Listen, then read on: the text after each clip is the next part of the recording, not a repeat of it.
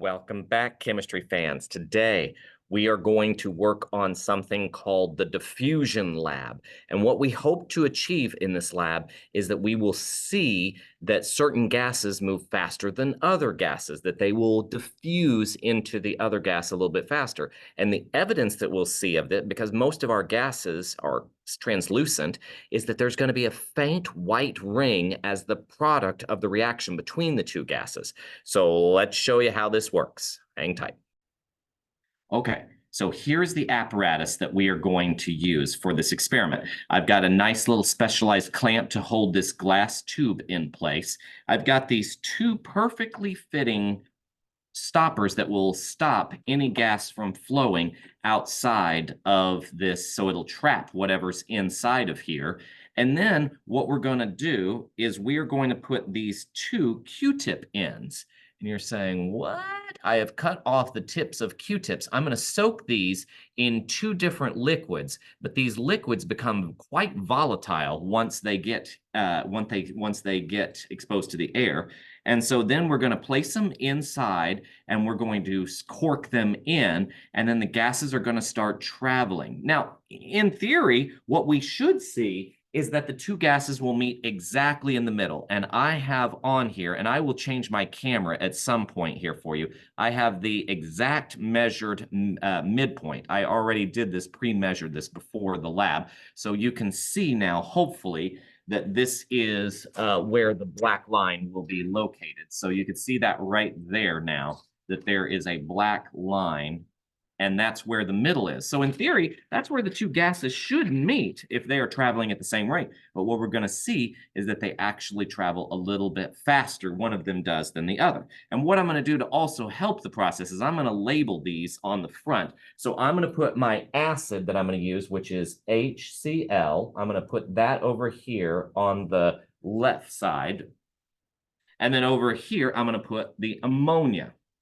So I'm going to label this then as the NH3. It's actually ammonium hydroxide, so it technically is not ammonia, but so we can, well, you know what, we'll just go ahead and put the ammonium hydroxide. So we'll put NH4OH. It becomes ammonia as the gas, and that's what causes the reaction. Okay, so I've got them labeled, and I would encourage you to do the same. I'm going to have some forceps also so that I can not touch these, because both the acid as well as the ammonium hydroxide are very, very strong. All right, so let me go get the products. They're noxious, so I don't want to be exposed to them too long, and then we will get this process started. Okay, we are back recording. And now you can see that I have my two materials. I have HCl on one side and I have my ammonium hydroxide on the other. And what I'm going to do, whoops, you cannot see that. They are in the frame now. So I have my Q-tips in the containers. They are open to the air still. So what I'm going to do now is I am going to put the corks to them. So here we go. 1, 2, 3 simultaneously. Corks are going to seal the air, and now it is a waiting game. So I have got them sealed, and now we are going to see how long it takes for this to occur. So I'm going to start my clock, and I will pause, and I will come back so you don't have to sit here and watch this whole entire thing.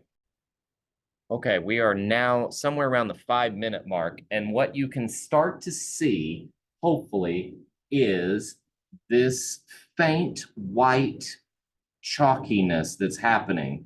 Now, unfortunately, with my experiment, it happened too soon, so I must have not done something correctly, but that's okay. I'm going to measure the distance. I'm going to put a ruler up to this, and it appears it's right at 1 centimeter, is right where it happens. Now, the distance from the cork to the center is 29 centimeters. So we're going to take that data and we're going to start doing some math here associated with Graham's law. So give me a second, we'll get started on that portion of it.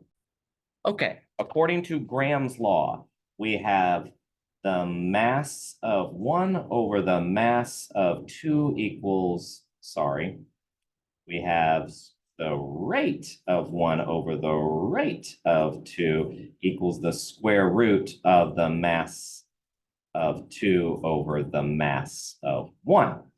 Okay, so rate 1 over rate 2 equals the mass of 2 over the mass of 1. Well, the chemicals that we are using, we're going to assign here 1 is going to be our HCl and 2 is going to be our ammonia. Now, I know it was ammonium hydroxide, but ammonia, you just don't buy it concentrated. You buy it as ammonium hydroxide and it produces ammonia gas as part of the byproduct. Okay, so what we're going to do is we're going to substitute in those masses. So I've got 17 for the mass of the ammonia over 36 roughly for the mass of the hydrochloric acid that we were using. So if we simplify that, 17 divided by 36 is 0.4722. We'll put the square root of that into our calculator. Did I bring the calculator? Yes, I did. So here we are. So square root of 0.4722, and you get 0.6872. That's our rate. That is the rate of HCl compared to the rate of ammonia. So it is about 68% the speed of NH3. Now, if they're at the same temperature, these two gases should be traveling the same distance if they weighed the same thing, but they don't. So what we should see is that the NH3, it's going to travel a little bit further. It's going to travel out here to 68% roughly is where it will travel to. And the HCl would only be able to travel the other distance.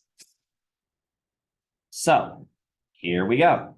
Let's then take that and let's put it into a distance. So if the whole glass, it was 29 for 1/2, and then for that doubled, it's 58 centimeters long. That's how long that whole glass is. That's 58 going across there. So it should have hit, if we have the percentage right, it should have hit somewhere around the 39 centimeter mark. So that would be 58 times the 0.68. But it didn't. It hit right at 1 centimeter. So my error is quite drastic. So let's take our percent error formula and let's calculate that. So we've got right minus wrong divided by correct.